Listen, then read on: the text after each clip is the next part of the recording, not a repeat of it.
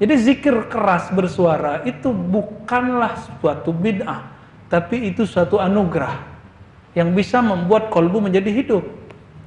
Ada yang faktornya X. Kalau gitu gempa aja tiap hari, biar hatinya lembut. Mau? Kematian aja tiap hari, mau begitu? Kena tabrak aja tiap hari, enggak mau kan? Nah, kenapa harus belajar ilmu kolbu? Supaya datang sadarnya kepada Allah itu nggak perlu ada gempa. Imam Syarih Sakti menyebutkan orang-orang yang mukhlis, orang-orang yang tulus kepada Allah itu lagi musibah, lagi dapat kesenangan, kondisi rohaninya sama, dia stabil. Lagi safar, traveling, lagi mukim, lagi nggak kemana-mana, kondisi rohaninya sama. Ibadahnya nggak jauh berubah.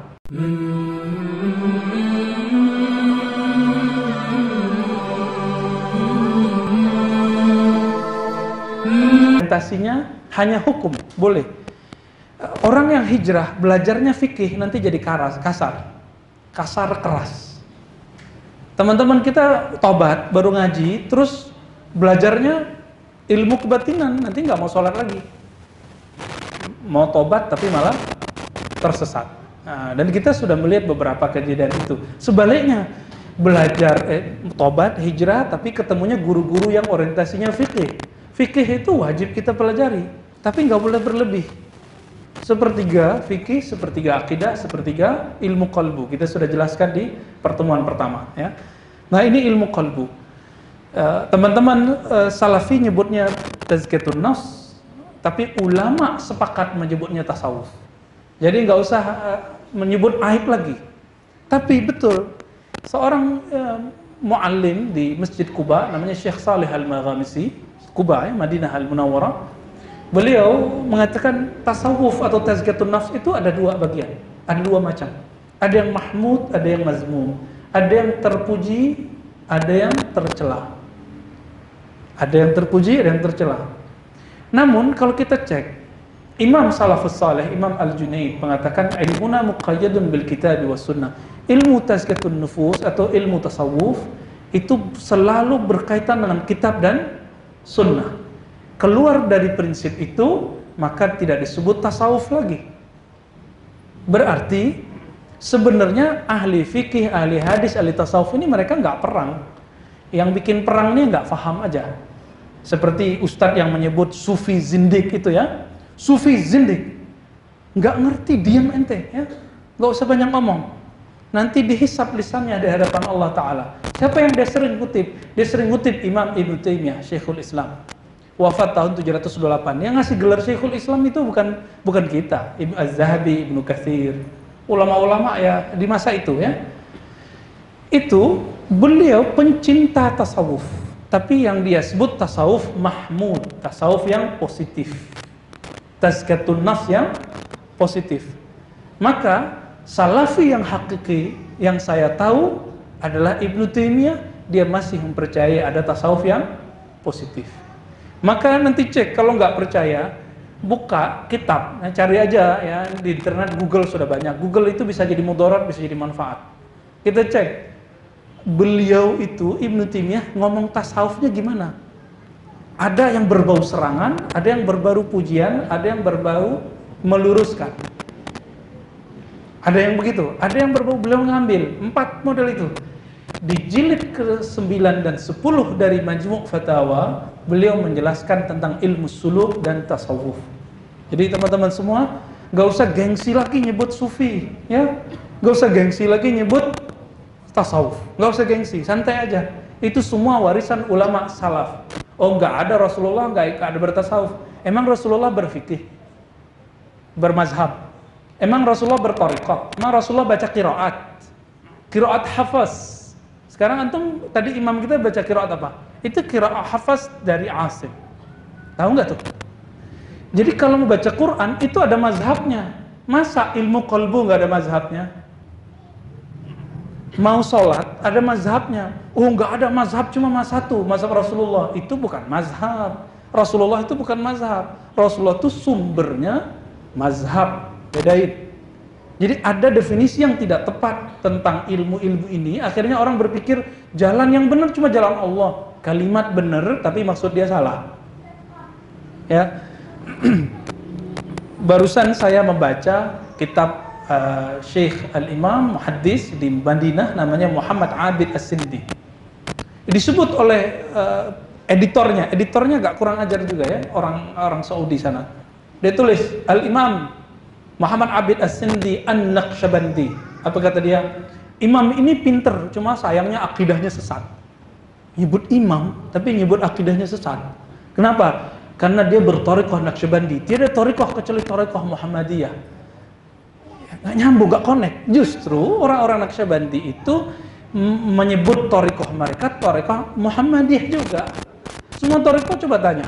Mereka mengatakan thariqahku thariqah Muhammadiyah. Maksudnya, jika ada mazhab Syafi'i, Syafi'i itu Muhammadiyah juga semua.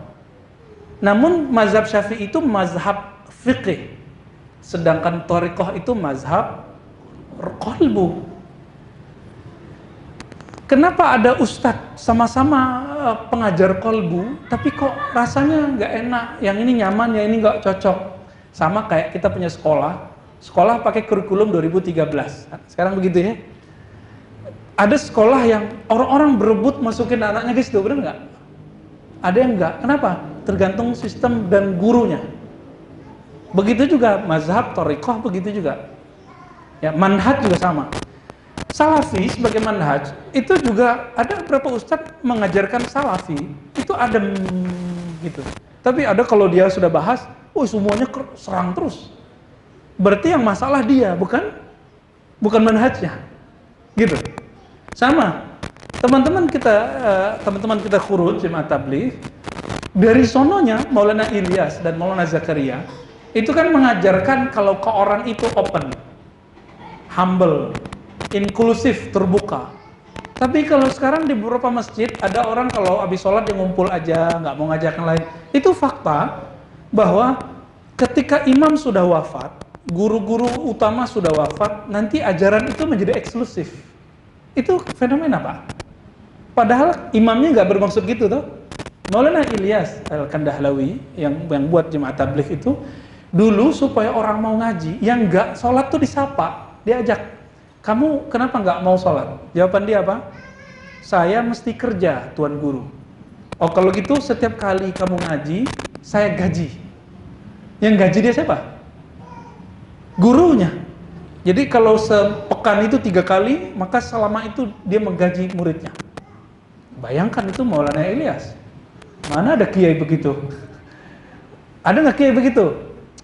Saya nggak ketemu lagi soalnya. Kayak gitu antum berani ngeremehin Jemaah Tabligh. Hati-hati ya. Saya takut di situ. Walaupun saya ketemu Jemaah Tabligh kurang ajar ke saya juga ada. Tapi itu kan personalnya. Habis kita kajian kita diceramain sama dia. Mana ada Jemaah Tabligh yang sahih menceramai ustadz tuh nggak ada. Nggak ada ya. Yang saya tahu kalau ketemu ustadz kiai minta doa, minta nasihat. Kemana-mana kita ketemu begitu. Sekali ngisi di BSD, yang bawa saya sopan. Tapi yang tinggal di situ, yang ikut sholat di situ, masya Allah. Ada satu mantan preman baru ikut Khuruj, berani bentak. Tunjuk kiri lagi ya, kau tuh anak muda, sopoy gitu. Nggak ngerti apa-apa juga. Kita kaget, maksud dia apa? Jadi dari awal, si ustadznya ini manggil, ya sini, ta'al, sini semua. Saya ditashkil, dia kira aku nggak pernah Khuruj ya. Kita juga tahu kok Khuruj itu waktu kita masih awal-awal ngaji, semua aliran kita ikuti kok. Yang nggak kita gitu Syiah aja ya, sama komunis. Kita nggak perlu ikut yang begituan. Kita udah tahu semuanya. Nggak sopan. Baik, mau ceramahin saya, dia panggil orang semua. Sopan gitu. Menasehatin orang nggak boleh, nggak manggil orang. Kita nggak boleh ceramahin orang depan orang lain. Itu Imam Syafi'i memakruhkan. Apalagi saya habis pengajian, bawa kitab lagi, dia nggak bisa baca kitab seperti saya baca. Orang waktu di Madinah kerjanya jualan, ya, pulang-pulang dipanggil ustaz. Allahu Akbar. Akhirnya saya nggak mau ngomong dengan dia kecuali bahasa Arab, supaya yang lain nggak usah ikutan. Ternyata kita dibentak. Itu kasus. Saya nggak benci Jemaah Tabligh karena itu. Tapi itu case. Kejadian Dan kita harus sadar di situ. Sama NU, Muhammadiyah, sama ya. Dulu kita buat baksos di setempat. Sampai di pembahasan sholat subuh masalah kunut, saya kan orang Padang. Banyak Muhammadiyah apa NU? Ya, terus ada orang luar Sumatera Barat ngaku dia Muhammadiyah, lebih Muhammadiyah dari saya. Aku terus bilang, gua nih Muhammadiyah, lu apaan? Ya, emang yang Muhammadiyah banyak kan situ ke sini. Akhirnya debatnya nggak enak. Jadi dia bilang, kenapa kamu begitu? Jawab, saya Muhammadiyah. Saya pengennya bukan begitu ya. Kamu jawab, saya punya dalil begini, maka saya beramal. Jadi ternyata, mohon maaf bahasa rahmatkan Allah, orang sekarang sudah menjadikan kelompoknya sebagai dalil. Kenapa kamu begitu? Saya GP. Kenapa begitu? Saya Muhammadiyah. Kenapa begitu? Saya NU. Kenapa begitu? Saya Salafi. Kenapa begitu? Saya Sufi. Ini sudah nggak benar ya. Kalau ditanya orang, jawabannya pakai dalil. Kalau nggak tahu, saya ikut Syekh Fulan. Dia punya dalil, saya nggak hafal. Selesai. Namanya taklid. Jangan dikira, kan selama ini gerakan anti taklid itu ada di Salafi. Tapi jangan kira Salafi itu juga taklid. Muhammadiyah membawa gerakan anti taklid, bener nggak? Tapi sebenarnya itu juga taklid bagi NU. Jadi pas saya bandingin, nah ini biar kita, ini buka-buka Anda semua ya, karena saya yakin teman-temannya educate, terpelajar, kita buka aja. Apa arti taklid? Taklid itu ngikut tanpa tahu dalil. Tapi nggak cukup, ada dalil, ada istidlal, proses pendalilan. Oke, ketika Syekh Albani bilang hadis ini sahih, tahu nggak sebabnya? Nggak tahu, berarti taklid ke Syekh Albani. Imam Bukhari bilang innamal a'malu binniyat, ini ada di kitab sahih, maka hadisnya sahih. Udah tahu belum sebabnya kenapa? Bagi Muhammadiyah, bagi Salafi, bagi Persis, bagi teman-teman yang lagi giat kajian sunnah, yang penting tahu dalilnya. Itu sudah disebut tidak taklid. Enggak, itu masih taklid ente. Saya dulu kan begitu pemahamannya. Siapa yang meluruskan? Syekh Hasan itu. Apa kata beliau? Kamu tahu Imam Bukhari bilang ini sahih dari mana? Oh, dari guru saya. Berarti kamu taklid ke gurumu. Atau dari Imam Bukhari. Di mana Imam Bukhari ngomong itu kitab sahih? Judulnya Sahih Bukhari. Enggak, ternyata judul Sahih Bukhari bukan Sahih Bukhari, bukan. Tahu dari mana? Tahu dari Ustaz. Tapi lagi. Jadi kita itu ngaku-ngaku gak taklid, semuanya taklid. Saya jamin. Saya jamin semuanya taklid. Hatta Syekh Albani sendiri taklid ya. Semuanya kita taklid. Cuma kita merasa sudah keluar dari taklid, tapi masuk ke ruang taklid yang baru. Ya. Oke, teman-teman semua. Jadi untuk brainstorming kita bahwa coba berlepas dulu deh dari kata-kata yang seperti itu. Nah, kalau di NU itu pakai kitab kuning kan ngajinya. NU itu karena tahu ribetnya proses untuk mengetahui dalil dan istidlal. Ngetahui dalil gampang, buka Google ketemu. Dalil hukum bahwa kalau kita berkurban nggak usah potong ketahuan, langsung ketemu dalilnya. Tapi istidlal itu mahal. Istidlal itu cara memahami teks. Hukumnya gimana? Kalau saya potong, saya dosa nggak? Nah, kalau orang nggak paham, dia bilang dosa. Padahal itu cuma anjuran. Kurbannya cuma anjuran. Masa adab-adabnya jadi disebut dosa? Kan aneh. Nah ini, istidlal itu lebih berat.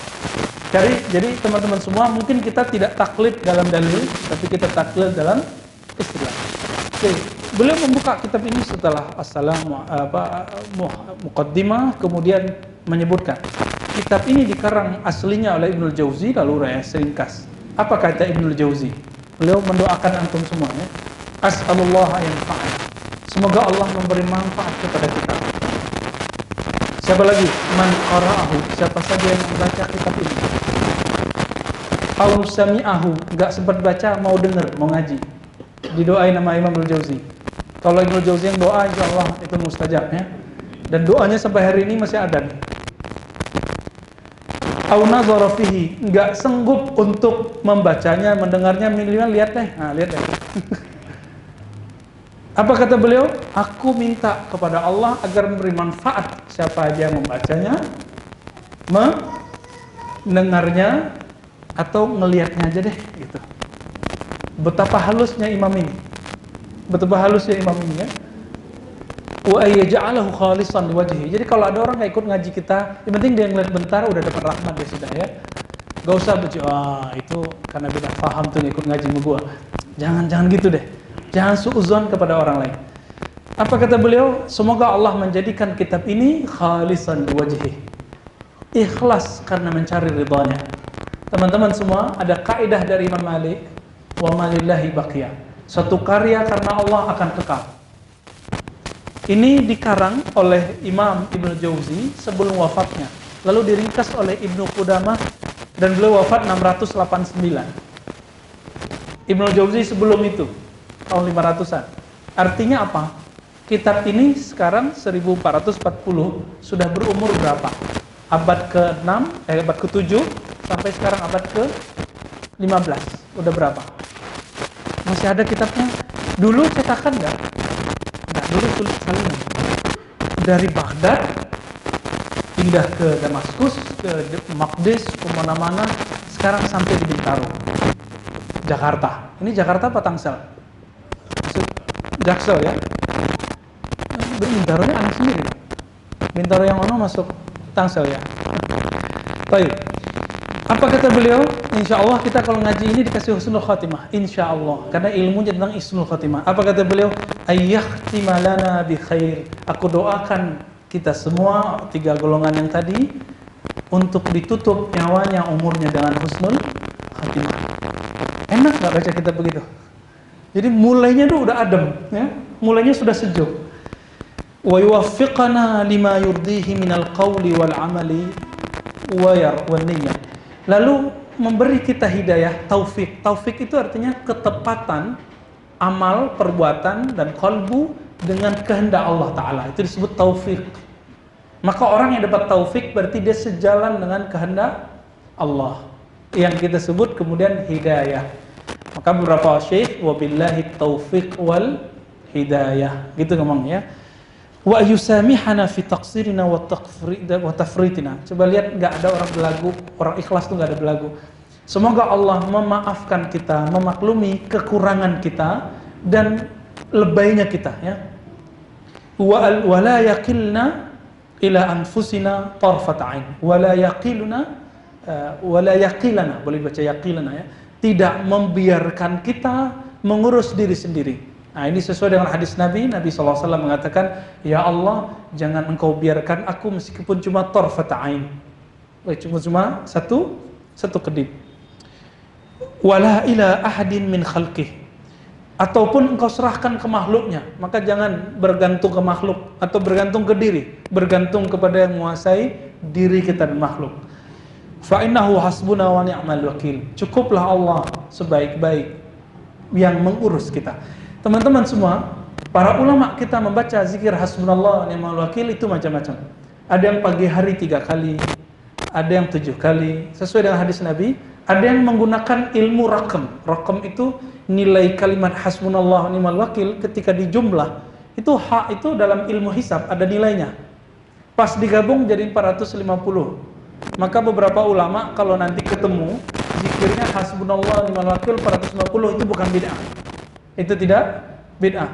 Namun kalau nggak sanggup cukup baca berapa kali? Pagi, sore 3. Lebih afdal 7 ya. Di hadisnya disebutkan 3 dan 7. Hasbunallah wa ni'mal wakil. Apa maknanya? Cukup Allah yang mengurusku. Cukup Allah yang menanggung hidupku. Bukan bosku, bukan orang tuaku, bukan tetanggaku, bukan pasanganku, bukan siapa-siapa. Cukup Allah. Nah, ajarkan ini ke anak-anak kita supaya anak kita nggak bergantung ke kita. Ajarkan ke pasangan supaya pasangan tidak menyekutukan kita dengan Allah Ta'ala. Qala al-musannif ya, berkata musannif, ini panjang kalimatnya.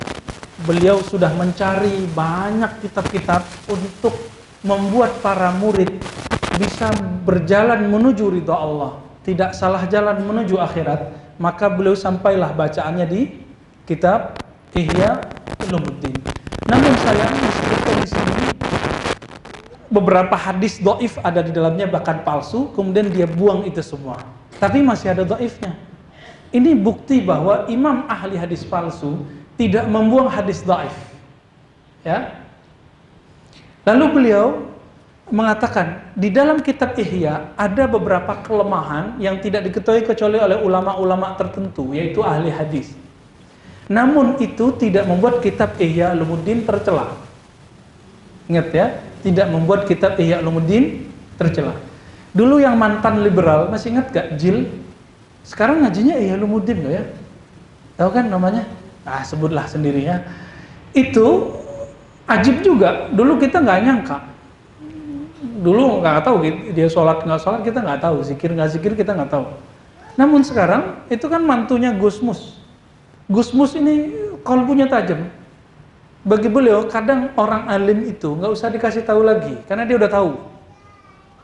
Terus siapa yang ngasih tahu? Langsung Al-Alim yang ngasih tahu. Allah yang Maha Tahu yang akan kasih ajar dia. Dari mana kalimat itu muncul? Ternyata itu kalimat dari Ibnu Abbas yang itu dipakai oleh Imam Ghazali. Itu yang kemudian membuat tobat itu tokoh liberal itu. Apa kata Ibnu Abbas? Al-ilmu lillah. Ilmu itu sifat Allah, milik Allah. Wa ya'ba illa ayyakuna lillah. Maka ilmu itu enggan untuk digunakan, diarahkan, diabdikan kecuali hanya untuk Allah. Berarti ilmu itu enggak bikin saya mau debat sama orang, enggak. Ilmu yang hakiki yang bikin saya tambah kecil di hadapan Allah. Itu ilmu yang benar, ya. Bukan sibuk dengan aib orang. Sibuk kemudian nyari-nyari kesalahan orang, membid'ahkan orang, enggak itu. Itu nanti bab fikih. Bab fikih, teman-teman. Kalau mau kajian bid'ah, jangan buat di majelis terbuka, buat di kelas khusus. Karena bab bid'ah itu bab rumit, namanya usul fikih dan fikih. Jadi nanti kalau masjid ini mau kajian bid'ah dalam kajian yang rutin, buatnya di kelas khusus siapa aja yang mau.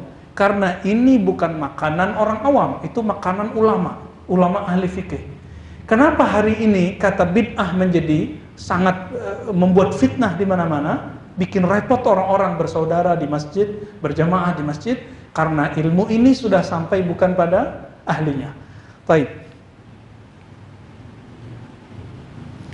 Lalu beliau mengatakan ulama kita mereka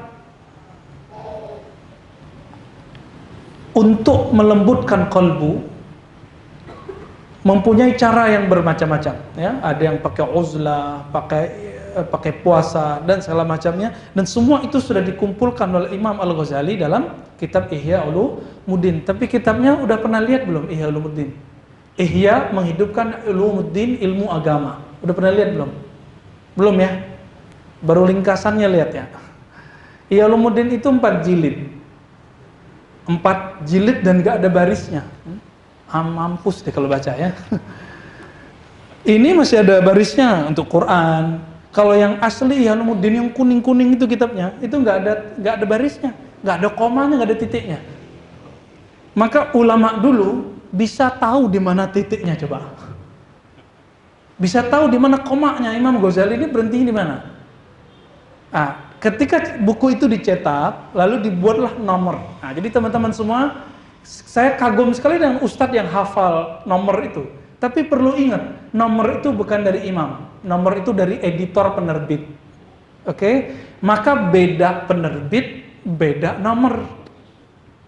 Banyak sekali kita sering ya posting-posting tulisan, kita sebut nomor sekian.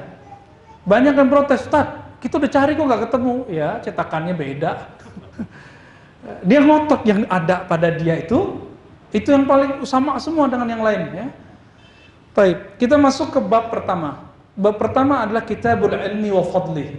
Bab tentang ilmu dan keutamaannya. Disebutkan banyak ayat. Nah, ayat ini dan hadisnya sudah cukup untuk memaknai apa yang beliau maksud. Apa ayat pertama? Surat Az-Zumar ayat 9. Qul hal yastawi alladhina ya'lamun wal ladzina la ya'lamun. Katakan hai Muhammad, apakah sama derajat pemahaman, keluasan akhlak orang yang ya'lamun? Ya'lamun ini pakai kata kerja, aktif, sedang dan selalu. Bukan qul hal yastawil alimun, enggak. Apakah sama orang alim? Enggak. Kalimatnya pakai apa? Ya'lamun. Di situ tersirat makna orang ya'lamun, orang yang selalu ingin mencari tahu. Berarti karakter inti dari orang alim itu adalah tidak pernah berhenti belajar. Ini teman baru S1. S1 itu kalau di dalam negeri SAG, SH, es apa macam ya, es tontong kali ya, es krim. Kalau di luar negeri LC. LC itu S1, Pak. Bedanya kalau di sini itu S1-nya ada skripsinya. Tapi kalau di Arab sana nggak ada. Di Arab nggak ada pakai skripsi. Kecuali beberapa kampus yang sudah terbuka lalu dibuat skripsi atau minimal paper. Itu sebabnya beberapa teman-teman yang LC ada yang bisa diajak diskusi, ada yang tidak. Kenapa? Dia baru S1. Mereka biasanya nggak puas. Jadi kalau yang LC yang alim-alim itu mereka akan mau ngaji lagi. Mau S2 lagi, mau S3 lagi. Ustadz Somad aja mau S3 sekarang, ya, lagi S3. Ya, banyak teman-teman kita yang LC itu nggak cukup. Dulu kita juga dapat LC fil hadis, dalam ilmu hadis. Tapi beda dengan LC luar negeri ya. Ketika saya dapat itu, ada jamaah ngomong ketika kita mau ngambil S2, S3. Ente ngapain mau ngambil S2, S3 lagi, kan udah LC. Dikira LC itu sudah segala-galanya. Nah ini, perlu kita kasih tahu kepada jamaah, LC itu gelar license atau Bachelor of Art. Itu satu level ya. Bedanya karena lisong dari bahasa Perancis, untuk orang tamatan S1, Mesir jajahan Prancis. Kalau Indonesia kan jajahan Belanda, maka dulu pakai BA ya, sarjana muda. Jadi sebenarnya LC itu sebenarnya pasnya sarjana muda. Sarjana muda miripnya. Muda terus ya. Apakah sama orang yang alim? Jadi gelar S1, S2, S3, bahkan gelar doktor tidak membuat orang alim berhenti belajar. Nggak buat orang alim berhenti belajar. Antara orang yang alim dan orang yang tidak alim. Orang yang tidak alim, apa kata Imam Syafi'i? Aku kalau debat sama orang jahil, mending aku. Langsung aku kalah deh ya. Udah ente menang deh ya. Misalnya ada orang bilang, ente salah Tat. Ya udah ente bener. Udah langsung gitu aja Pak. Jadi kalau ketemu orang begitu, kita udah lihat. Oh ya ente bener. Gak usah dijawab, gak usah diapa-apain. Tinggal diayain aja. A'rid anil jahilin, begitu di Quran, berpalinglah dari orang-orang yang jahil. Baik, lalu ayat berikut, yarfa'illahu alladhina amanu minkum walladhina utul ilma darajat. Allah angkat orang beriman, terus satu lagi, antum beriman, Allah sudah angkat. Tapi kenapa derajat kita tidak setinggi orang-orang yang ulama? Karena mereka utul ilma. Di sini ada kata kunci, utul ilma. Utul ilma itu kalimatnya pasif, diberi ilmu. Ini yang kita sebut ilmu laduni. Ilmu apa? Laduni. Teman-teman semua, Imam Bukhari bisa buka Google nggak? Imam Bukhari. Imam Syafi'i? Enggak. Punya Facebook nggak Imam Abu Dawud? Enggak ya? Enggak punya akun dia di Instagram ya? Enggak punya. Tapi kenapa ilmunya melebihi kita-kita yang punya akses mudah? Dulu Imam Bukhari dari Uzbekistan ke Mekah naik apa? Naik Garuda, Saudi Airline, Turki, enggak kan? Terus pakai apa? Pakai Onta Airlines, ya? Itu bukan airlines ya, lines doang kayaknya ya. Bayangkan, karena mereka punya mujahadah. Ternyata ini yang disebut mujahadah, talabul ilm. Talabul ilm itu ilmu itu awalnya dicari. Setelah dicari ilmu itu, maka yang punya ilmu akan memberi. Utul ilma. Maka memberi ilmu itu ada dua caranya. Datang ke ahlinya. Yang kedua mengamalkannya, nanti Allah langsung yang ajarkannya. Ini yang disebut ilmu bila wasitatin. Ilmu tanpa ada wasitah. Apa arti wasitah? Ya perantara. Ada, ini ayatnya. Ya. Antum ini, saya ketika menjelaskan ayat, itu sebenarnya proses Allah lagi memberi. Utul ilmah. Baca sendiri nggak? Enggak, kita yang baca kok gitu. Lalu ini pemahaman saya sendiri? Enggak, ini Allah yang kasih.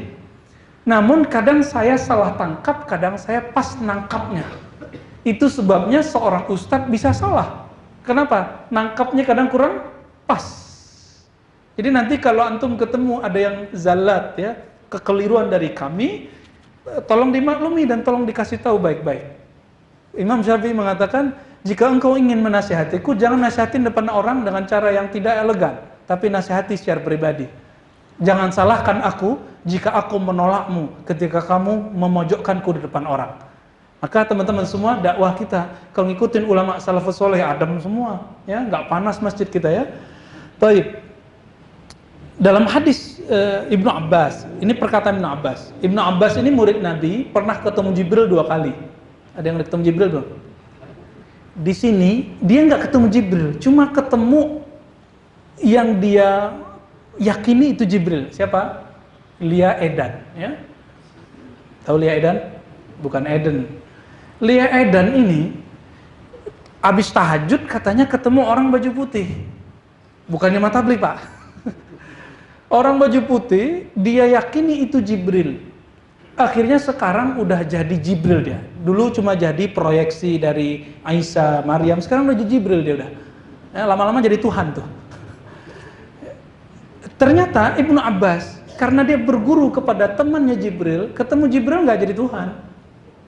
Nggak jadi orang sok-sok sakti, nggak buat agama baru. Apa kata beliau? Lil ulama darajat fawqal mu'minin bi 700 darajah. Ulama itu kalau sholat, kalau beramal, kalau bahkan diem, derajatnya dibandingkan orang awam itu 700. 700 itu lengkap dengan ilmunya. Misalnya kita kalau sholat taunya cuma satu model, mereka bisa 700 model. Gitu. Kita baca ayat cuma satu makna, bagi dia bisa 70 sampai 700 makna. Gitu. Tergantung makna yang dia terima dari Allah.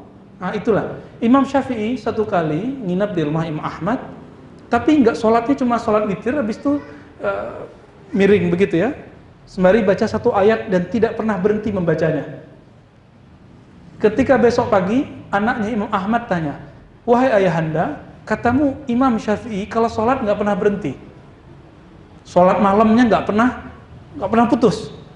Malam tadi aku intip kok cuma tiduran miring, sholatnya cuma 3 rakaat. Imam Ahmad senyum. Tar, kita tanya langsung aja ya. Ditanya langsung, ternyata beliau mengatakan, aku malam tadi kepikiran baca satu ayat, lalu aku ulang. Setiap kali membaca muncul satu makna. Satu kali baca muncul satu makna. Antum baca Fatihah udah berapa kali baca? Udah berapa makna muncul? Oke. Lalu ada ayat innama yakhshallah yakhshallaha ya, bukan hu. Innama yakhshallaha min ibadihil ulama. La ilaha illallah, la ilaha illallah, la ilaha illallah, la ilaha illallah, la ilaha illallah, rabbus samawati wal ard, la ilaha illallah al-azimul halim, la ilaha rabbul arshil azim, لا إله رب السماوات ورب الأرض ورب العرش الكريم، لا إله إلا الله العظيم الحليم، لا إله إلا رب العرش العظيم، لا إله إلا رب السماوات ورب الأرض ورب العرش الكريم. Allahumma shalli ala. Satu kali Nabi kena karb itu musibah, masalah. Maka yang sering beliau baca adalah kalimat tadi. Hadis sahih Muslim.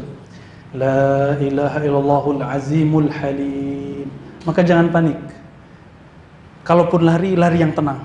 Ini masjid Allah. La ilaha azimul halim apa artinya? Ya, tidak ada yang disembah, tiada yang berbuat. Jadi la ilaha illallah itu makna yang level tingginya, tiada yang berbuat kecuali Allah. Tiada yang berbuat kecuali Allah. Al-Azimul Halim, yang maha agung dan dia santun. Maka kalau dibaca itu, insya Allah bisa melembutkan semua masalah, memudahkan semua persoalan, menenangkan hati yang tidak tenang. Saya kalau galau bacanya itu aja. La ilaha azimul halim. Terus kalimat berikutnya apa? La ilaha illa rabbul arsyil azim. Jangankan bumi ini, Allah lah yang memiliki arasy yang besar. Rabbus samawati wal ard. Allah yang mempunyai langit dan bumi. Jadi yang goyang-goyang tadi itu kan Allah juga, ya. Jadi teman-teman jangan panik ya. Ketika itu terjadi, kalau kita keluar dengan tenang. Ya, jangan terlalu terburu-buru, ini masjid Allah, ya. Baik. Mungkin ada satu wilayah sekarang yang kena ya. Semoga Allah jaga. Allahumma arhamna warhamil muslimin. Innama yakhshallaha min ibadihil ulama. Innama, apa arti innama? Hanyalah yang takut kepada Allah itu ulama. Nah, ini kabar gembira buat kita semua. Meskipun antum tidak bisa baca kitab yang tidak berbaris ini, tapi takut kepada Allah kah? Maka sudah punya bakat jadi ulama. Meskipun tidak ulama intelek, minimal ulama rohani. Maka bisa saja orang yang tidak alim baca kitab, dia lebih ulama daripada yang bisa baca kitab. Oke teman-teman, nanti kita lanjut setelah sholat beberapa kalimat. Setelah itu tanya jawab insyaallah. Wassallallahu ala nabiyina Muhammad. Assalamualaikum warahmatullahi wabarakatuh. Salatu wassalamu ala sayyidil mursalin wa ala alihi wa ashabihi wa li baitihi wa dzurriyyatihi ajma'in. Ba'd. Bapak Saudara makan Allah, mengikuti kitab ini masih pengantar, belum berat-berat ya. Yang berat tuh kalau kita nanya paling nanti ya. Lanjutan, beliau menukil sebuah hadis. Tadi kita menyebut kisah Imam Bukhari. Kenapa Bukhari lebih alim dari kita padahal aksesnya tidak semudah kita? Jawabannya hadis yang ini. Imam Bukhari menukil hadis ini juga dan Imam Muslim ya.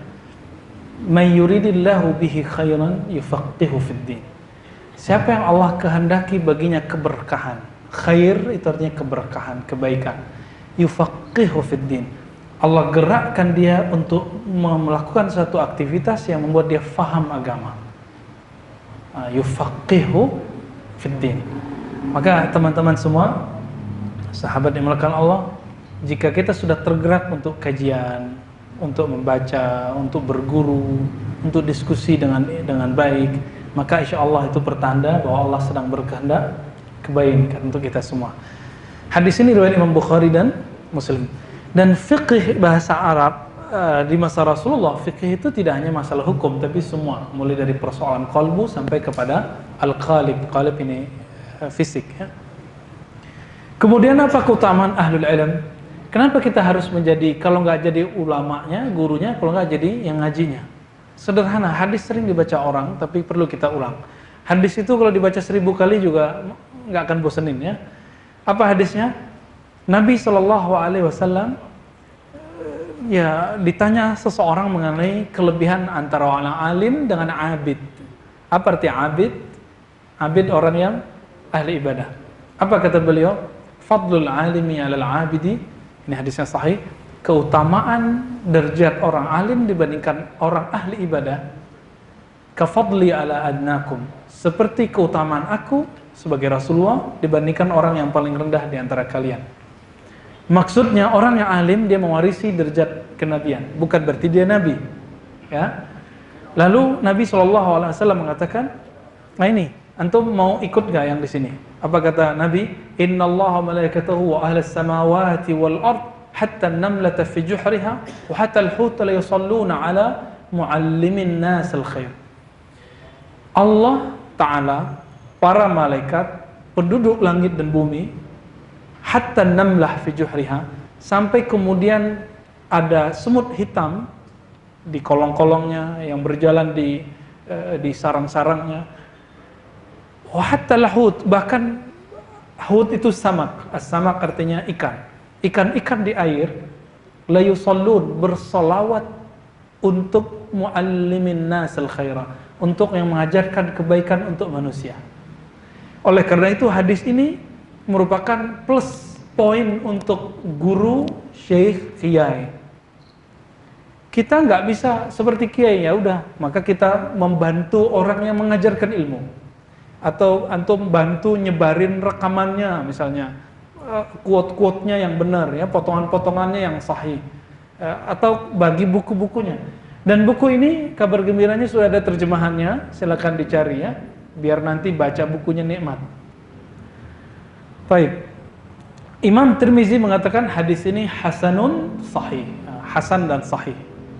Nah, masih banyak, semuanya menunjukkan kelebihan. Apalagi kelebihannya orang alim dengan orang abid, kafadlil qamari lailatul badar, seperti bulan purnama malam hari ke-14. Saya mau tanya, purnama itu kalau muncul bintang kelihatan nggak? Yang gede-gede yang lain nggak kelihatan kecuali planet. Planet masih kelihatan. planet Venus, Merkurius masih kelihatan, Mars masih kelihatan, tapi bintang-bintang lain tidak kelihatan. Bintang-bintang itulah nur ibadah. Jadi kalau dilihat dari langit, malaikat itu melihat orang-orang yang beribadah seperti bintang, kedip-kedip. Kalau kencang zikirnya tambah kencang, tambah kuat, tambah kuat, tambah kuat. Namun orang alim tidurnya pun bercahaya. Kenapa? Dia tidur dengan ilmunya. Mau jadi orang alim, minimal jadi temannya orang alim, minimal jadi muridnya orang alim. Ya. Saya belum alim, saya berguru ke orang alim. Jadi saya murid orang alim insya Allah. Ya. Tergantung murid dari muridnya. Ya. Ini masih banyak dan dikatakan di situ al-ulama warasatul anbiya, ulama pewaris para nabi. Jadi nabi itu tidak mewarisi pemerintahan. Ingat, nabi tidak mewarisi sistem pemerintahan. Maka gerakan-gerakan dakwah politik kita harus ada batasannya. Jangan terlalu mimpi. Jangan terlalu mimpi karena nabi tidak meninggalkan sistem. Coba lihat pemilihan Abu Bakar bagaimana? Abu Bakar dipilih langsung, itu demokrasi paling hebat di dalam Islam. Tidak pernah terjadi di dunia manapun. Umar diwasiatkan oleh Abu Bakar, bukan demokrasi. Bukan pilihan langsung, tapi pilihan orang sebelumnya. Utsman dipilih oleh tim formatur, mirip kayak majelis MPR, kayak zaman Soeharto dulu. Ali juga sama. Tapi Ali ke Muawiyah perang dulu.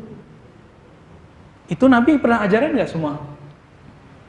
Kalau Nabi ajarkan tidak perlu ada perdebatan antara Sunni Syiah. Karena Syiah mengatakan Nabi mewasiatkan ke Ali. Apa jawaban Imam Ibnul Jauzi? Imam-imam yang lainnya, Imam Sya'bi, Imam Auza'i, imam yang lain. Apa kata mereka? Bukti bahwa Ali tidak meyakini Rasulullah mewasiatkan pemerintahan. Apa buktinya?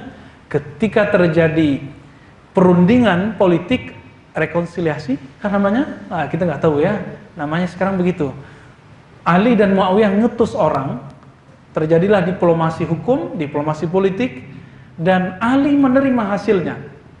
Atau apa kata ulama kita? Ini bukti bahwa Ali menyadari pemerintahan itu bukan wasiat Rasulullah Sallallahu Alaihi Wasallam. Ya. Jadi teman-teman semua, ini perbedaan antara kita dan Syiah. Syiah itu menghujat Abu Bakar, Umar, Utsman karena itu. Karena masalah dianggap mereka bertiga sahabat mulia ini dianggap merampas dari Ali. Nah, mereka, waduh ya, ngomong mereka semuanya pakai akal-akalan aja, nggak ada pakai dalil itu jalan. Dalilnya adalah akli, ya, ngakal-ngakali. Jadi kalau sama mereka jangan pakai dalil kitab sunnah, pakai akal-akalan lagi. Nah, nanti kita buat pembahasan khusus tentang Syiah, insya Allah. Ya, karena pembahasannya agak lumayan. Teman-teman semua, Imam Bukhari itu kerja nggak sembaringan nyari hadis? Enggak, tapi dia dapat duit dari mana? Lintas negara, nggak pakai paspor sih dulu ya, tapi kan ribet dulu. Kok bisa tembus ke berbagai negara? 6.000 kilometer dari Uzbekistan baru sampai ke Alexandria, sampai ke Mesir. Kok bisa? Karena ada sebuah hadis. Innal malaikata la tad'u ajnihataha li talibil ilmi ridwan bima yatlu. Hadis ini juga riwayat Imam Ahmad dan Ibnu Majah dan hadisnya sahih. Sesungguhnya para malaikat rahmat, malaikat pemberi yang menyampaikan rizki, malaikat yang memberikan hadiah-hadiah utama kepada orang-orang yang menuntut ilmu, selalu menutupi atau menaungi orang-orang yang menuntut ilmu dengan sayapnya. Maka jika ingin hidupnya berkah, jangan sampai sepekan itu, seminggu itu tidak ada ngaji. Mau berkah? Ya, mau doa-doanya mustajab, ikut kajian-kajian yang betul-betul menghantarkan kalbu kita kepada Allah Ta'ala. Kenapa mereka, ulama-ulama terdahulu, Imam Bukhari bisa menembus? Karena dia bukan yakin dengan beasiswa. Siapa yang ngasih beasiswa Imam Bukhari? Ada nggak? Nah ini sekarang kan mahasiswa kalau nggak dapat beasiswa nggak mau kuliah. Ya, atau stres. Teman-teman kita stres. Tes berkali-kali ke Mesir, ke Saudi, nggak lolos-lolos, stres. Jadi nggak semangat kuliah lagi. Padahal saya kasih tahu, kita ini ulama-ulama di Indonesia dari dulu, mereka nuntut ilmu cuma di dalam negeri. Tapi kok berkah? Ilmunya dibaca oleh orang-orang di luar sana. Kok bisa berkah? Karena ada di situ mujahadah. Jadi nuntut ilmu itu nggak penting dia belajar di mana, gurunya siapa, yang penting itu dia punya mujahadah. Nanti itu akan menghantarkan dia kepada ilmu yang sebenarnya. Masih banyak ya. Kemudian ada hadis yang sering kita dengar, man salaka tariqan. Mau mudah masuk surga? Mau mudah masuk surga nggak? Maharnya gampang. Apa maharnya? Nuntut ilmu. Man salaka tariqan yaltamisu fihi ilman, sahhalallahu lahu tariqan ilal jannah. Hadis Bukhari Muslim. Yang ingin mudah masuk surga, maka Nabi mengatakan, siapa yang mencoba salaka suluk, artinya menempuh jalan untuk mencari ilmu, Allah mudahkan jalannya masuk surga. Maka orang-orang terdahulu seperti Imam Bukhari, berapa jadi gurunya? 1.700. Imam Ibn Hibban 2.000. Berarti dia punya akses masuk surga dari 2.000 pintu. 2.000 akses, 2.000, kalau nggak pintu, 2.000 minimal, 2.000 qarar, rekomendasi. Semua gurunya mengatakan, ya Rob, ini dulu murid saya, dia dari kampungnya mau ngaji hadis ke tempat saya. Bayangkan, Ibnu Mubarak menyebutkan sebuah hadis, hadisnya sahih, ya, minimal hasan li zatihi, sahih li ghairihi. Setiap kali orang berjalan mau menuntut ilmu, maka malaikat-malaikat menaunginya, bumi mengatakan kepada bumi sebelahnya, ke tanah sebelahnya, hai tanah di sampingku, perhatikan aku diinjak oleh penuntut ilmu. Itu kata-kata mereka. Kita dengar nggak? Kalau antum dengar, kabur semua. Maka nikmat Allah kepada kita tidak mendengarkan alam-alam ini berbicara. Ya, alhamdulillah. Ya, jangan pernah minta ilmu begituan.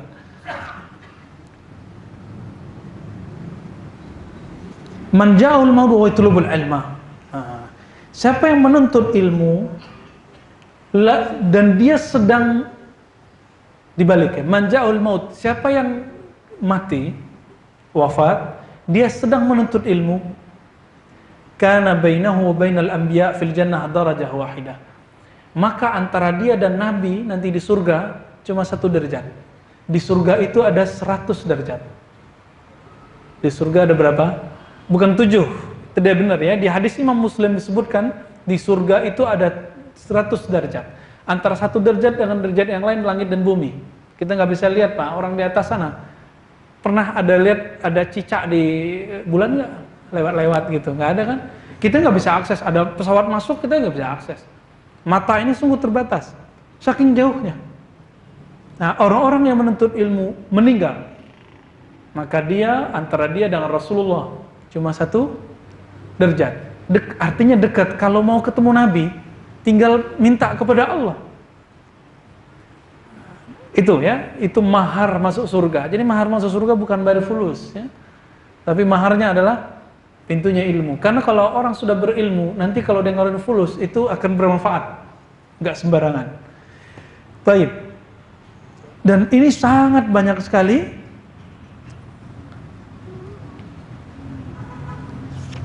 Kita cukupkan dulu ya dengan perkataan Imam Ibnu Qudamah menukil dari perkataan Imam Ghazali. Ya. Di sini kita tukil yang Mu'az bin Jabal aja. Ta'allamul ilma, belajarlah satu ilmu, fa inna ta'allumahu lillahi khasyah. Karena orang yang belajar karena Allah akan menumbuhkan suatu buah di kalbu. Suatu keadaan di kalbu namanya khasyah, rasa takut kepada Allah. Jadi syaratnya apa? Belajarnya karena Allah. Ini wasiat sahabat Nabi Mu'az bin Jabal. Maka antum ngaji itu mau debat lagi atau mau dipakai sendiri? Itu pertanyaannya. Jika saya belajar niatnya mau debat teman di Facebook untuk ngejek dia di IG ya, Instagram, atau mau debat dia besok ketemu, maka orang-orang ini tidak melahirkan khasyah, tapi melahirkan kibr, kesombongan. Setiap kali baca tuh kebayang temennya salah. Setiap kali ceramah itu kebayang, wah itu teman gue nih ya, habis besok nih, punya dalil nih kita nih ya. Hati-hati, sekarang niatnya ta'allamul ilma fa inna ta'allumahu lillahi khasyah. Karena belajar ilmu yang diniatkan untuk mencari ridha Allah akan melahirkan sebuah kondisi kalbu namanya khasyah. Khasyah itu inti dari kenabian, senjatanya para ulama. Jadi ulama itu bukan serbannya, bukan ini biasa aja ini bisa dijahit. Antum jahit aja 100 juga oke. Orang pakai beginian, nggak langsung muncul khasyah. Siapa tahu tambah sombong beginian. Pakai kopiah, siapa tahu tambah merasa sok soleh. Ntar ngeliat ada orang maksiat, woi jijik gua gitu ya. Hati-hati. Nanti antum akan mengalami hal itu. Jangan pernah jijik dengan maksiat. Tapi kita kasihan dengan pemaksiat. Nah itu yang kita lakukan. Jangan coba-coba. Orang itu akan diuji dengan dua. Dengan yang dia cintai dan dia benci. Maka jangan banyak-banyak cinta, jangan banyaknya benci terhadap selain Allah. Nanti diuji dengan itu ya. Wa talabuhu ibadah. Orang cari ilmu itu ibadah. Mudarasatuhu tasbih. Dia mengulang-ulang ya. Itu disebut tasbih. Jadi tasbihnya penuntut ilmu. Jadi suatu kali di India itu ada ahli hadis pengen belajar thariqat sufi. Belajar ke ahli hadis, datang ke gurunya. Namanya kalau nggak salah Maulana Ishaq ya.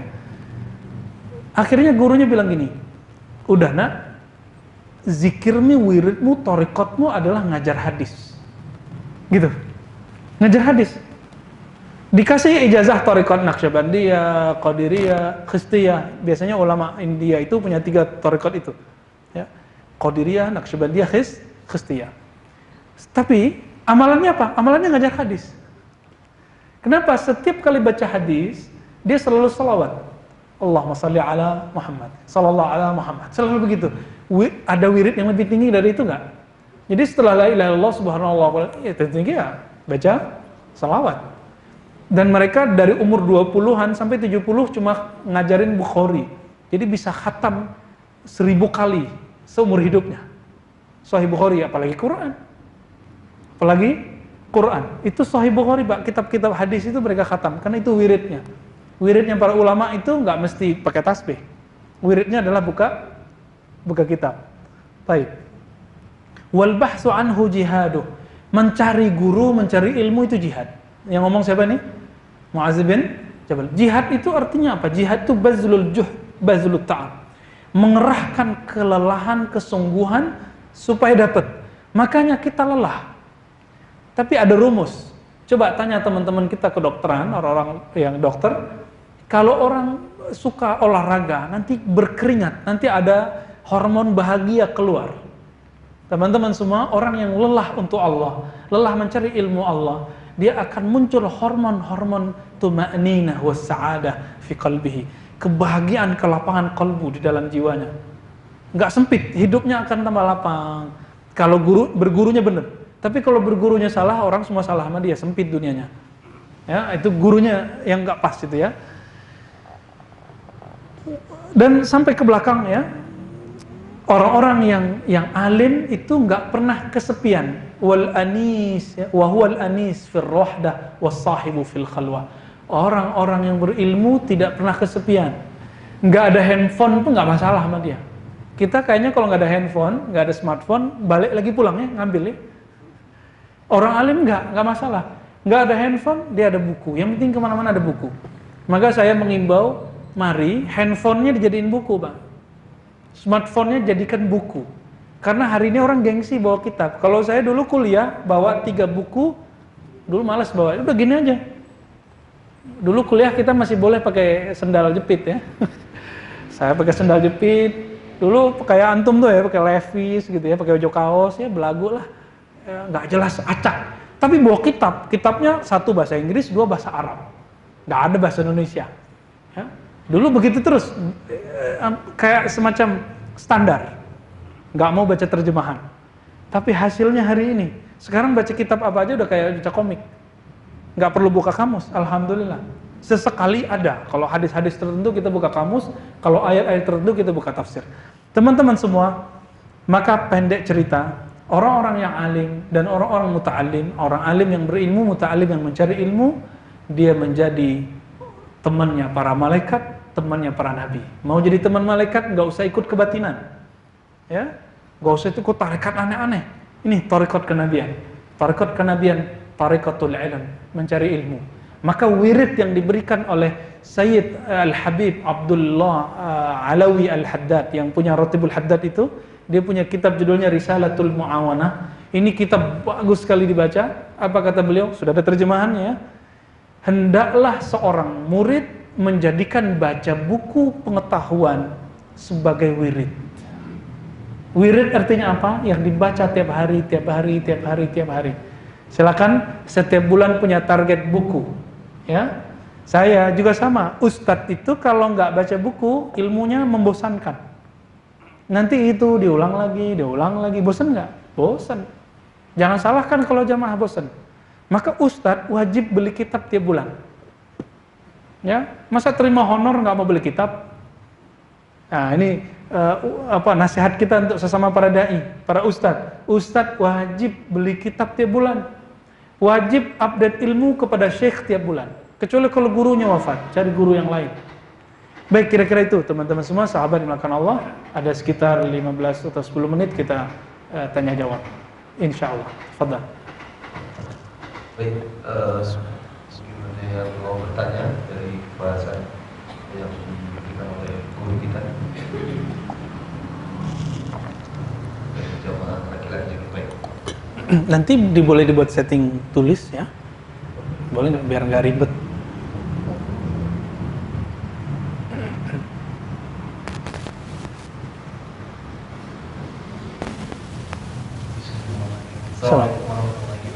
Assalamualaikum warahmatullahi wabarakatuh. Anak saya ya, Ini nggak apa-apa. Ya. tapi terkait dengan pembahasan atau perawatan yang kita ingin terkait dengan membersihkan hati. Ya. Saya kaitkan dengan fenomena gempa tadi, Ustaz. Jadi kalau boleh jujur, pas tadi kejadian fenomena itu, gempa itu, saya merasakan kalau hati saya itu malah jadi lembut gitu ya, Ustaz. Nah, tapi jadi pertanyaan buat saya, maksudnya hati saya ini lembut malah karena adanya fenomena Musibah. dibandingkan dengan kajian yang kita lakukan tadi, Ustaz. Ya. Yang jadi pertanyaan saya, apakah ada kesalahan di hati saya ataukah ini bentuk teguran? Saya juga berpikirnya apakah ini hati yang lembut atau hanya rasa takut saja? Dua-duanya. Nah, Baik, ya. pertanyaan Satu dulu. Oh, Satu dulu, oke. Itu sama dengan fenomena orang kena musibah kematian. Musibah kematian itu langsung bikin keluarganya khusyuk sholatnya semua. Semuanya nangis kalau sholat. Kalau doa nangis semua. Kok bisa terjadi? Karena kematian itu fenomena yang bikin hati tersentuh. Apalagi naik pesawat turbulen, semuanya keluar tuh, nama Tuhannya keluar semua. Mulai dari Allah sampai Yesus keluar semua tuh.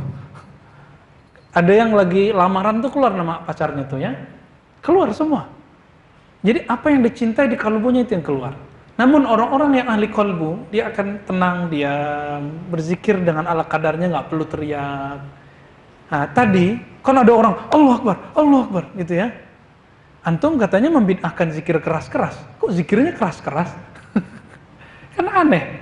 Berarti zikir keras itu suatu halun, dalam bahasa Arab ahwal, kondisi rohani di saat hati itu bergejolak. Itu nggak bisa ditahan.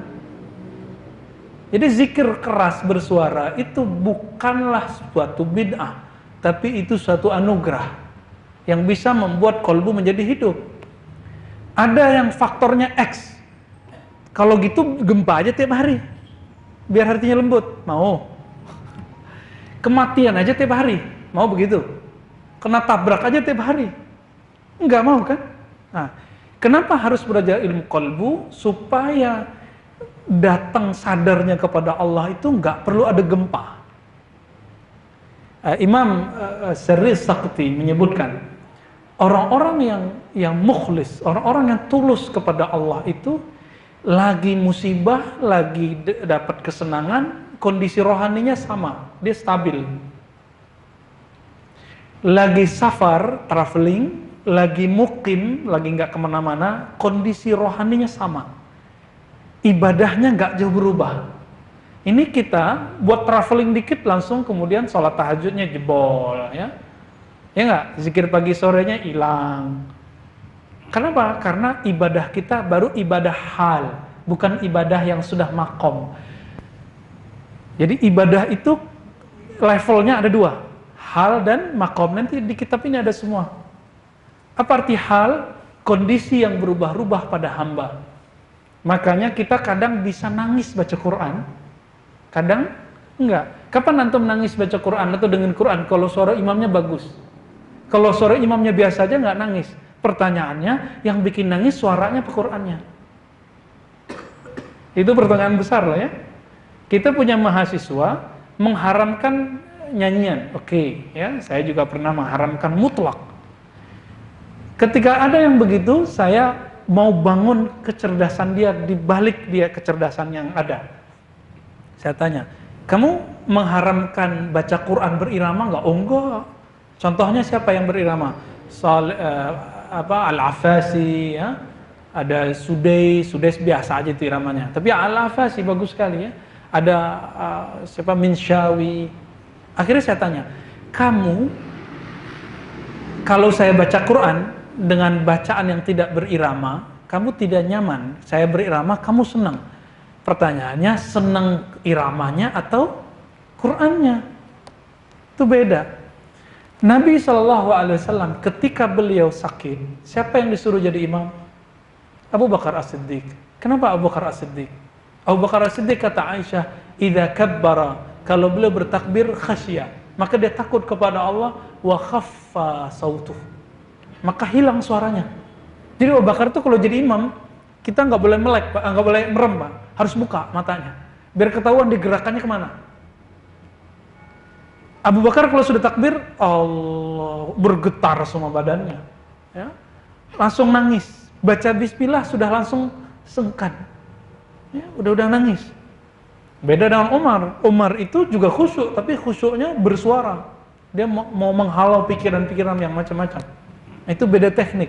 Maka teman-teman semua, kenapa tersentuh oleh musibah? Karena kolbu kita dapat sentuhannya belum sebagai makom. Jadi khasyah, rasa takutnya kepada Allah belum permanen, belum internal, tapi masih eksternal.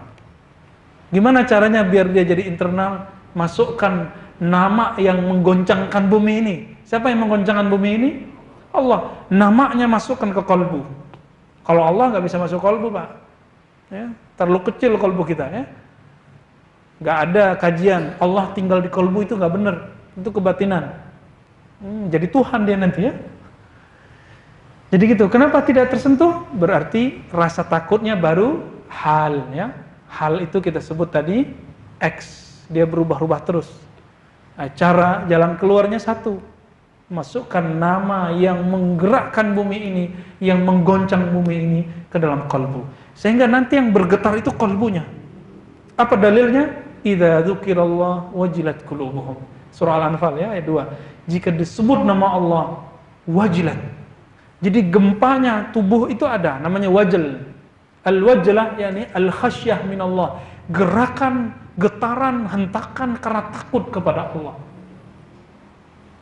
Nah, kita mengalami itu dulu lama, berbulan-bulan. Saya pernah belajar zikir kepada Maulana Syekh Muhammad Nuruddin dan Abul Hasan Al-Basri. Selesai diajarkan zikir, setiap kali dengerin orang la ilaha illallah, badan saya bergetar, ya. Badan kita bergetar, kayak mau jatuh, kayak gempa sendiri. Jadi nggak perlu nunggu gempa bumi, Pak. Bumi itu setiap hari gempa. Pertanyaan saya, tubuh ini dari bumi atau dari langit? Dari bumi. Maka kita nggak perlu nunggu gempa-gempa itu. Kita buat gempa dalamnya, ya, dengan nyebut nama Allah. Idza zulzilatil ardu zilzalaha. Kalau orang sudah bergetar, getar itu enakan tiap hari atau gimana? Orang jatuh cinta bergetarnya awal-awal nikah. Pas udah lama nikah masih getar nggak? Jantungan mati nanti. Nah, getaran itu cukup di awal, ya. Jadi kenapa kitab ini ke sini masuknya, baru turun ke dada. Sedangkan yang tadi langsung masuk ke dada, ya. Jadi lebih hebat pilot daripada ustadz, ya. Pilot kalau buat turbulent langsung orang ingat Allah semua. Ustadz yang benar itu, insya Allah antum kalau mencari guru ahli kolbu, guru kalau ngajarin sesuatu, dia nembaknya kolbu. Gitu, ya. Nah itu guru antum itu, carilah. Baik, fadhal. Ada lagi? Yang kedua? Udah lupa ya? Baik, ada lagi yang mau bertanya? Mungkin saya satu. Boleh start saya? Enggak ya? Fadhal. Ada keterangan yang menjelaskan Islam nanti terbagi menjadi 73 golongan. Ya, umat terbagi 73. Umat terbagi menjadi 73. Saya ingin menanyakan tentang apakah sekarang ini mungkin Ustaz paham, ya kan? Karena Ustaz juga mendalami tentang ini semua. Tentang 73 golongan ini, ya kita tahu lah, seperti yang Ustaz bicarakan tadi ya, di awal, banyak yang menyalahkan kita, banyak yang ini, banyak yang itu. Sejauh ini sudah berapa Ustaz? Itu kan Kelompoknya. Jadi artinya gini, sekarang ini kan ayat di ujung ayat itu adalah mungkin Hadisnya adalah maaf kalau saya salah, tolong dikoreksi. Akhir zaman menjadi 73 golongan. Nah, itu apakah kita sudah berapa nih Ustaz? Saya tidak tahu. Iya, iya. Sataftariku ummati ala 73 firqah. Nabi bersabda, umatku akan terpecah menjadi 73. Kata 70 dalam bahasa Arab litaktsir, menunjukkan banyak, bisa jadi kurang, bisa jadi lebih. Itu yang pertama. Namun ada imam namanya Abdul Qahir Al-Baghdadi punya kitab Al-Farqu Bainal Firaq. Dia sezaman dengan Imam Al-Baihaqi, ahli hadis, dia juga ahli hadis. Mengumpulkan, ternyata sudah ada 73 di zaman itu. Terus setelahnya muncul Imam Syahrastani, nulis kitab Al-Milal wa Nihal, juga sama, udah 73. Saya cek sekarang, nama-nama itu sudah nggak ada sebagian besar. Syiah udah sisa cuma berapa sekarang? Syiah yang masih eksis di dunia, Syiah Imamiyah, Ismailiyah, Nusairiyah, terus Zaidiyah. Selebihnya nggak terkenal amat ya. Udah bahkan udah hilang. Mu'tazilah udah banyak, Wasiliyah udah habis. Ada disebut dengan Nizamiyah udah hilang, udah nggak ada lagi. Terus kemana sekarang? Oh ternyata dia ganti nama, disebutlah liberalisme. Itu sama, ya. Apakah sekarang udah 73? Ya udah lama 73-nya. 73 udah lama. Namun ingat, di hadis Imam Abu Daud dan Imam Ahmad ditanya, ya Rasulullah, ketika Nabi mengatakan kulluhum finnar ila firqa wahidah, semuanya masuk neraka kecuali satu. Orang salah paham, dikira satu itu kelompok kecil. Enggak, Nabi menyebutnya apa? Manhum ya Rasulullah? Nabi jawab, al-jamaah. Hadisnya sahih. Yaitu jamaah. Al-jamaah di situ pakai alif lam, itu lil istighraq ala jami'il muslimin muntahijina ala minhajin nubuwah, ya. Yaitu semua umat Islam yang bermanhaj dan berakhlak dengan manhaj kenabian, akhlak kenabian. Dan itu umumnya umat Islam begitu.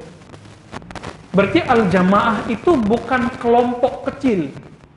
Bukan misalnya kita buat nih jamaah ahli sunnah Bintaro, terus kita doang yang jamaah ahli sunnah, enggak. Bukan, al-jamaah di situ semua umat Islam yang bersyahadat, yang sholat, yang zakat, yang saum, yang haji dan berakidah dengan rukun iman, yang 6 itu, dan ihsan 2. Udah selesai. Banyak gak orang begitu? Banyak. Sangat banyak ya, sangat banyak. Kalau antum mengatakan itu cuma kelompok kita, itu sudah berbohong atas nama Rasulullah. Jadi berbohong atas nama Nabi itu tidak hanya nambah-nambahin, tapi menyedikitkan yang banyak. Menyedikitkan yang banyak. Itu ciri-cirinya. Ciri-ciri pembohong itu tidak hanya mereka memalsukan hadis, tapi memalsukan makna hadis, menyempitkan makna-makna teks-teksnya kenabian. Mereka juga pembohong, ya. Hati-hati, mereka bawa fitnah zaman ini. Nah, teman-teman semua, jadi al-jamaah di situ siapa? Jamaah umat Islam.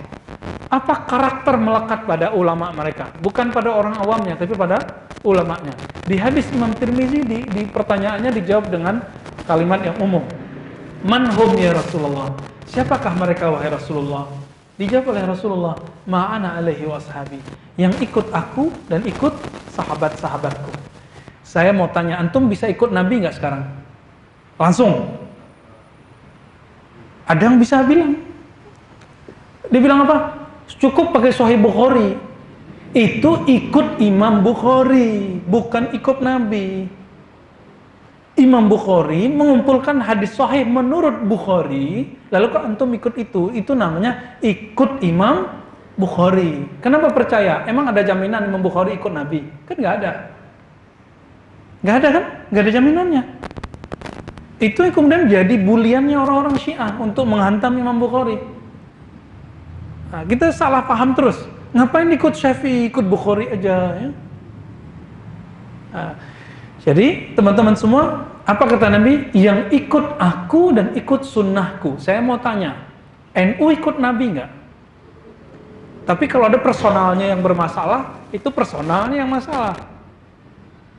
Oke, Muhammadiyah ikut Nabi, Salafi ikut Nabi juga nggak? Tapi akhlaknya sebagian ikut, sebagian tidak. Sama, NU sebagian akhlaknya ikut Nabi, sebagian enggak. Sama toh? NU suka ngejek, ada NU yang nggak suka ngejek, sama nggak? Ada NU waktu zaman-zaman sebelumnya ini suka ngomong pret gitu ya, ngomong-ngomong, aduh nggak enak didengar. Sampai kalau kita hitung ceramahnya, sekali ceramah dia ngomong ngejek itu sampai 50-an. Apa bedanya sama yang ngomong, yang kelompok satu lagi suka mengatakan sufi zindiq, ya, ente jahil, ente sesat. Apa bedanya? Sama. Sama-sama bejatnya itu. Apa kata ulama-ulama kita ya? Imam Ghazali menukil sebuah kalimat. Ciri-ciri orang berhati busuk, maka kata-katanya busuk. Yang busuk apa? Ya, kalau dalamnya binatang, ya keluarnya binatang, Pak, kebun binatang keluarnya. Di dalamnya penuh kekejian, kebencian. Maka ketika dia taklim, yang keluar adalah kebencian. Bukan salah kitabnya. Kitabnya nggak salah, yang salah dia memahami teks-teksnya. Jadi nggak hanya mewarisi akidah Nabi, ibadah Nabi, tapi juga akhlak Nabi. Teman-teman semua, nah ini jawaban terakhir. Maka ciri-ciri ahli sunnah itu pasti berakhlak Nabi. Lebih utama fikih atau akhlak, lebih utama akhlak. Nah ini, supaya betul. Satu kali Nabi SAW lagi ngajar begini, tiba-tiba orang Arab Badui datang. Orang Arab Badui apa Rasulullah dengan ya Muhammad, nggak pakai ya Rasulullah. Ya. Nabi makan nanti nggak? Nabi apa? Baper nggak? Enggak, biarin aja. Sebelum pulang, dia tinggalin jejak dulu di sudut masjid. Dia buang air kecil dulu ya. Sama kayak teman-teman kita dulu sopir angkot, nggak tahu sekarang masih gitu nggak? Supir angkot kalau nggak tembok maunya buang air kecil aja ya. Nggak tahu sekarang mungkin udah berubah kali. Itu dia kemudian ngapain? Ninggalin jejak situ. Sahabat udah bawa pentungan mau mukul dia. Apa kata Nabi? Da'uhu. Biarkan dia. Dia sedang buang hajatnya. Coba bayangkan kalau dia lagi buang hajat terus dipukul sama orang. Apa yang terjadi? Kemana-mana. Tuh, bijak Rasulullah. Habis itu digebukin nggak, dihakimi nggak, dibilang ente kafir, ente pipisin masjid, gitu nggak? Kita kemarin anjing masuknya udah ramai, ini dikencingin Pak. Terlalu emosional, beragama nggak pakai kolbu, agama pakai emosi.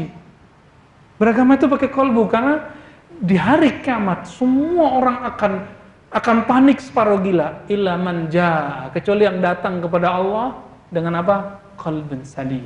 Kalbu yang selamat. Ini misi kenabian, bawa hati. Nggak ada kepanikan di situ. Apa buahnya Nabi mengatakan itu? Membiarkan orang itu, habis itu pergi orangnya.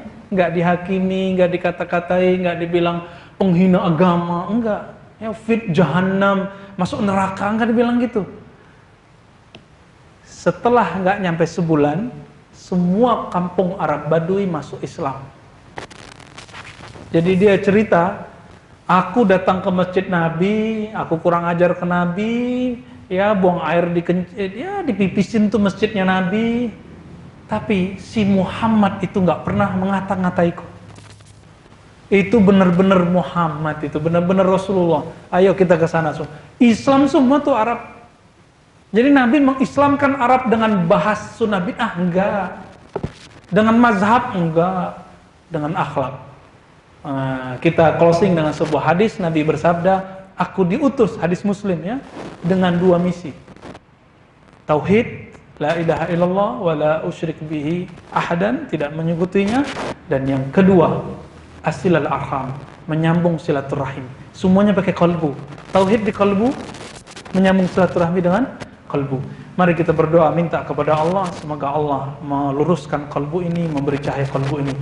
Allahumma ya Rahman ya Karim, akrimna bis salati ala nabi. Ya Allah, muliakan kami dengan salawat kepada Nabi Muhammad SAW.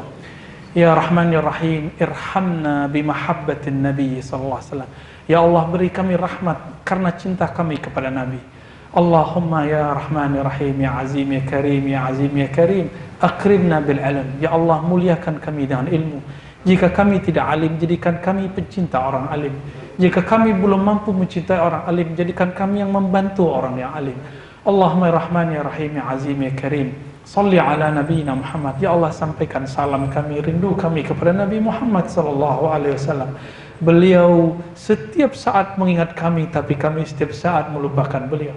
Allahumma rabbana atina fid dunya hasanah wa fil akhirati hasanah wa qina adzaban nar. Waqtim lana bil khairat, tutup hayat kami dengan husnul khatimah. Wa sallallahu ala nabiyyina Muhammad walhamdulillahi rabbil alamin. Assalamualaikum warahmatullahi wabarakatuh.